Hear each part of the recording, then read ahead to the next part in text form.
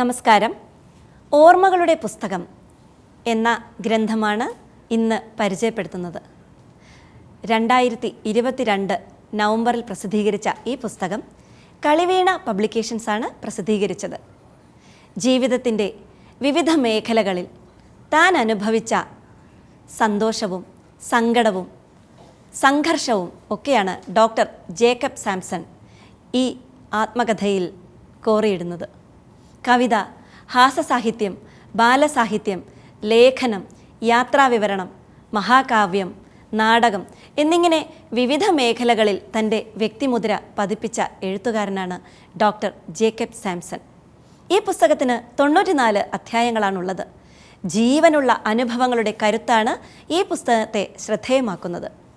താൻ ജീവിച്ച സമൂഹത്തിൽ നിന്നും തനിക്ക് നേരിടേണ്ടി വന്ന അനുഭവങ്ങൾ, ഔദ്യോഗിക രംഗത്ത് താൻ അനുഭവിച്ച സംഘർഷങ്ങൾ, നല്ല അനുഭവങ്ങൾ, കുടുംബജീവിതത്തിലെ രസകരവും സന്തോഷകരവുമായ അനുഭവങ്ങൾ, ഇതെല്ലാം ഇതിൽ പ്രമേയമായി വരുന്നുണ്ട്.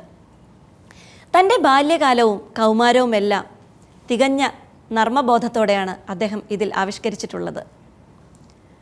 ആത്മകഥയിലെ ഓരോ അധ്യായത്തിൻ്റെയും ഒടുവിൽ ചില കവിതാശകലങ്ങളൊക്കെ ചേർത്തിട്ടുണ്ട്. അതേറെ ചിന്തനീയമാണ്. ഒരു ഉദാഹരണത്തിന്, ലബ്ധി, സ്വാതന്ത്ര്യത്തിന് വേണ്ടി പൊരുതി മരിച്ചവർക്ക് സ്വാതന്ത്ര്യം കിട്ടി, പൊരുതി ജയിച്ചവർക്ക് അധികാരം കിട്ടി, പൊരുതി തോറ്റവർക്കോ പെൻഷൻ കിട്ടി. മറ്റൊരു ഉദാഹരണം, താമരത്തണ്ട് എന്നുള്ളൊരു കവിത. ചേറ്റിലെ താമരപ്പൂവിനെ വാഴ്ത്തുവാൻ ചുറ്റിലും എപ്പോഴും ആള് കാണും. ചേറ്റിലെ താമരയെ താങ്ങി ഉയർത്തിയ താമരത്തണ്ടിനെ ആരു കാണും? ഇത്തരത്തിൽ ലഘു കവിതകളിലൂടെ ജീവിതത്തിൻ്റെ ചില സന്ദർഭങ്ങളെ ചേർത്ത് വായിക്കുകയാണ് അദ്ദേഹം. ഇങ്ങനെ നോക്കുമ്പോൾ അനുഭവങ്ങളെ അറിവുകളാക്കുന്നതാണ് സാഹിത്യമെങ്കിൽ ആത്മകഥയ്ക്കും ഓർമ്മക്കുറിപ്പുകൾക്കും സാഹിത്യത്തിലുള്ള സ്ഥാനം എത്ര വലുതാണ്! പ്രക്ഷുബ്ധമായ കടലിൽ ഒറ്റയ്ക്ക് വഞ്ചി തുഴഞ്ഞ് കടലിൻ്റെ ആഴങ്ങളിൽ എടുത്തെറിയപ്പെട്ടതുപോലെ മുങ്ങിയും പൊങ്ങിയും ഒരിക്കലും എത്തുമെന്ന് പ്രതീക്ഷയില്ലാതെ കരയിലേക്ക് നീന്തുന്നവൻ്റെ അനുഭവങ്ങൾ തീരത്തിരുന്ന് ചിപ്പി തിരയുന്നവൻ്റെ അല്ല. ഇളകിമറിയുന്ന കടലിൻ്റെ ആഴങ്ങൾ അടുത്തറിയുന്നവൻ്റെ അറിവ് നിസ്സാരമല്ല. ജീവിതത്തിൻ്റെ ഇത്തരത്തിലുള്ള അറിവുകൾ നിസ്സാരമെന്ന് തോന്നാവുന്ന വാക്കുകളിലൂടെ, എന്നാൽ നിസ്സാരമല്ലാത്ത ചിന്തകളായി, അനുഭവങ്ങളായി ഡോക്ടർ ജേക്കബ് സാംസൺ ഓർമ്മകളുടെ പുസ്തകത്തിലൂടെ വായനക്കാരിലെത്തിക്കുന്നു. തളരാത്ത മനസ്സിൻ്റെ ഊർജവും ജീവിതത്തോടുള്ള പ്രസാദാത്മകമായ സമീപനവും ആരെയും പൊട്ടിച്ചിരിപ്പിക്കുന്ന നർമ്മബോധവും ഈ ഓർമ്മക്കുറിപ്പുകളെ അപൂർവ സുന്ദരവും അതീവ ഹൃദ്യവും ആക്കി തീർക്കുന്നു. പൊങ്ങച്ചം പറച്ചിലും പരദൂഷണവും നൈരാശ്യബോധവും ഒന്നുമില്ലാതെ അശ്രാന്ത പരിശ്രമത്തിൻ്റെ, ഉത്കടമായ ആത്മവിശ്വാസത്തിൻ്റെ ഒക്കെ സന്തോഷം നൽകുന്ന ഈ പുസ്തകത്തിന് A hand book for teachers and preachers എന്ന വിശേഷണമാണ് തികച്ചും യോജിക്കുക.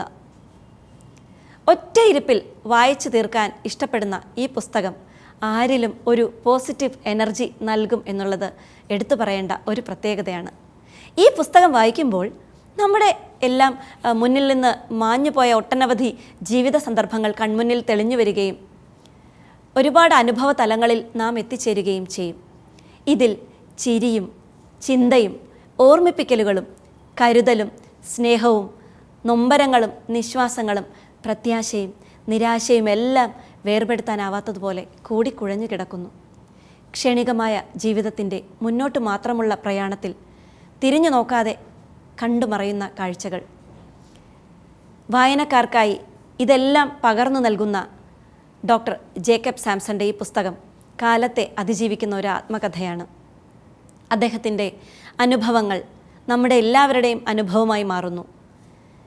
ഈ ഓർമ്മക്കുറിപ്പിലൂടെ ഒരു ആത്മകഥാരൂപത്തിൽ അത് നമ്മിലേക്ക് സംവേദനം ചെയ്യുമ്പോൾ എഴുത്ത് ഒരു നൈരന്തര്യ പ്രക്രിയയായി അദ്ദേഹത്തിൻ്റെ ജീവിതത്തിൽ മാറുന്നു.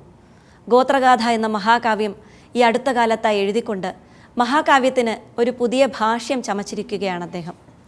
അദ്ദേഹത്തിൻ്റെ നിരവധി പുസ്തകങ്ങൾ, അതും പല മേഖലകളിൽ ഉള്ളത്, അദ്ദേഹം വ്യക്തിമുദ്ര പതിപ്പിക്കാത്ത മേഖലകളില്ല എന്ന് പറയുമ്പോൾ തന്നെ ഡോക്ടർ ജേക്കബ് സാംസൻ്റെ എഴുത്തിൻ്റെ അനുഭവങ്ങൾ, എഴുത്തിൻ്റെ തലങ്ങൾ അത് എക്കാലവും പ്രേക്ഷകർ ഓർത്തിരിക്കുക തന്നെ ചെയ്യും.